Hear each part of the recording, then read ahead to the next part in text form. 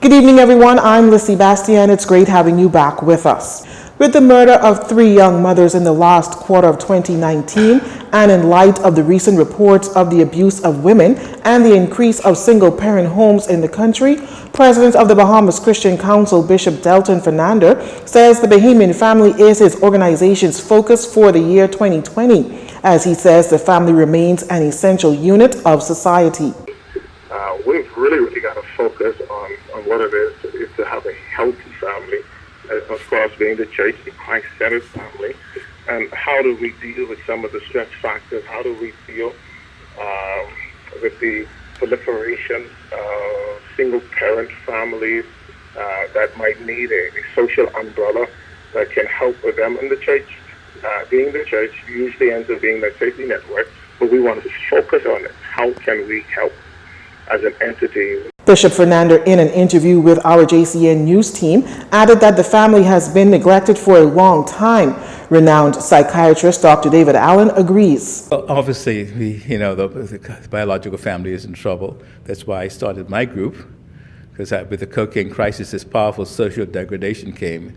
So a lot of our families are blown away, and most of our families are single-parent families, and so they need a cohesive connection. The church has played a major role with that, and now my family group is playing another role. For 2020, Bishop Fernando is hoping that the Bahamas Christian Council, in collaboration with private entities, will make inroads in restoring the family to a healthy state. The talk on national health insurance stalled for some time. Health Minister Dr. Jcntvnews says it's a matter of funding, as the value proposition has to be posed to the population in such a way that people believe that it's an investment as opposed to a charge or tax.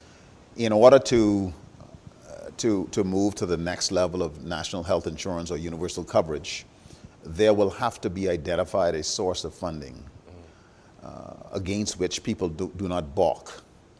And so if you are asked to spend an additional $40 or $20 a month, and that provides you with access to dialysis in a private facility, or open heart surgery, or cardiac care, or cancer care in a private setting at international standards, I don't believe that that is so terrible. When you look at the cost of private health care in this jurisdiction, it could run you anywhere from $400 to $1,000 or more per person per month.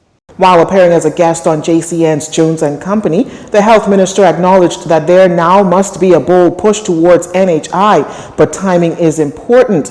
Earlier this year, Public Domain conducted a poll, the results revealing that a vast majority of people support the expansion of national insurance to provide affordable coverage for high-cost medical care, like in the case of treatment for prevalent adult cancers, pediatric cancers, heart attacks, and dialysis, with no co-pays or deductibles. If you imagine that we would be in a situation where we lost a major acute care facility, really had no place to provide inpatient care, and then Samaritan's Purse stepped up to the plate and they provided a facility, not bricks and mortar, but safe, clean, and effective.